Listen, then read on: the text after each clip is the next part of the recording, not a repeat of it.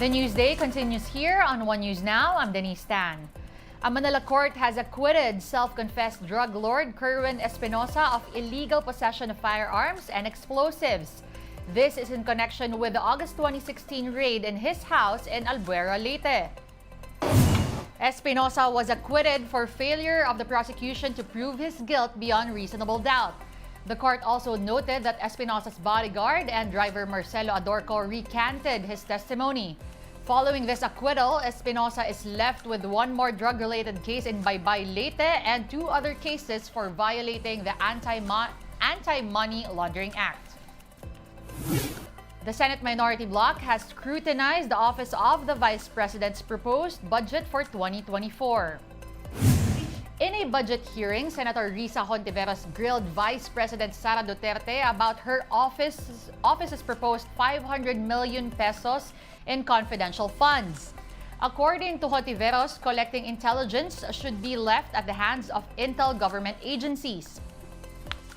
Since last year, na iwan natin ang intelligence sa experts dun sa intelligence agencies ng gobyerno. In the same way na yung mga civilian agencies ng gobyerno, whether OVP itself or kahit DepEd, ay kumbaga shop nila yung kanilang mandates at yung kanilang expertise.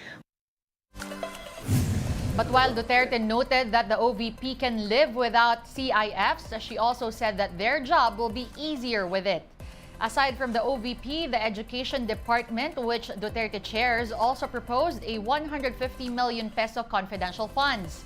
In the end, the Senate panel approved the OVP's 2.3 billion peso budget, which includes its 500 million peso confidential funds. But we leave it to the decision and discretion of the members of Congress. We can only propose, but we are not insisting. We can live without confidential funds. But of course, our work will be much easier in monitoring the safe, secure, and successful implementations of the programs, projects, and activities of the Office of the Vice President.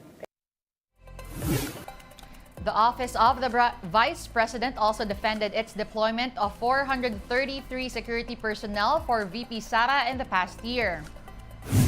The OVP said that the Commission on Audit found no adverse findings on the creation of the Vice Presidential Security and Protection Group.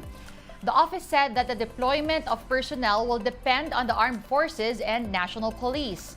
The agency said the group's purpose is a fundamental task that it will inevitably perform even when the Vice President and the President face the misfortune of having a relationship strained. Something that happened during the term of his father, former President Rodrigo Duterte. More stories coming your way after a quick break. Stay with us.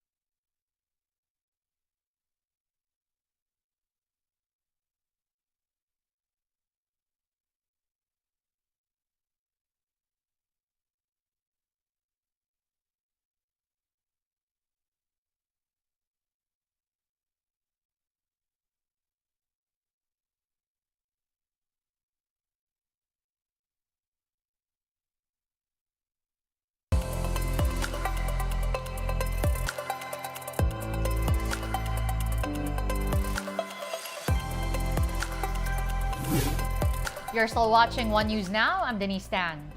The Land Transportation Office is looking to extend the validity of driver's licenses amid the issue on the plastic card contractor.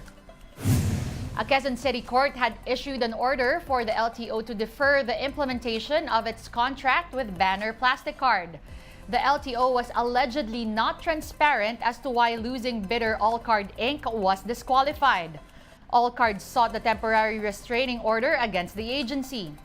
Aside from the extension of driver's license validity, the LTO is also planning to issue electronic licenses to address the issue. Meanwhile, the LTO is expecting to clear motor vehicle and motorcycle backlogs by 2024. LTO Chief Vigor Mendoza said the agency has ordered 15 million plates to address this. Backlog for motor vehicles is at 179,000 and 13.2 million for motorcycles. Mendoza assured lawmakers during the Transportation Department's House panel hearing that delivery of the plates is ongoing. Every month, up to 250,000 pairs of motor vehicles and 1 million pairs of motorcycles are being delivered. Let's now take a look at other stories we're watching today. The Korea Visa Application Center has officially opened in Taguig amid surge in the number of travelers between Manila and Seoul. South Korean Ambassador Lee Sang-hwa said the center is expected to improve the visa application process to the country. Meanwhile, rainfall will persist in Luzon in the next 3 days despite Typhoon Hana's exit from the Philippine Area of Responsibility. Pag-asa said this is due to the lingering effects of Hana and the enhanced southwest monsoon or habagat. Fuel companies will implement a 1 peso and 20 centavo per liter increase in the prices of diesel tomorrow, September 5. Gasoline prices will likewise be more expensive by 50 centavos. One FIBA official called the country's co-hosting of the World Cup unprecedented. FIBA Secretary General Andreas Zagklis commended the Samahang Basketball ng Pilipinas and other local organizers for a job well done. Zagklis also thanked the government for its support on the Philippines' hosting of the Worlds. The hosting also showcased the hospitality and warmth of Filipinos towards everyone who came into the country. The Philippines hosted 16 countries in the group stages of the World Cup. It will also be the venue for the final phase, the quarterfinals, semifinals, and final. Today's a rest day for competing teams, but action resumes on Tuesday for the quarterfinals at the Mall of Asia Arena. Overall, the global outreach of this tournament is unprecedented. How the players are being taken care of. I am glad that FIBA has contributed as well to what Philippines brand is. And I'm also glad that Philippines has been such a great host to us. One News Now will be back at 6 p.m. with the day's latest stories. See you then. I'm Denise Tan. We are One News.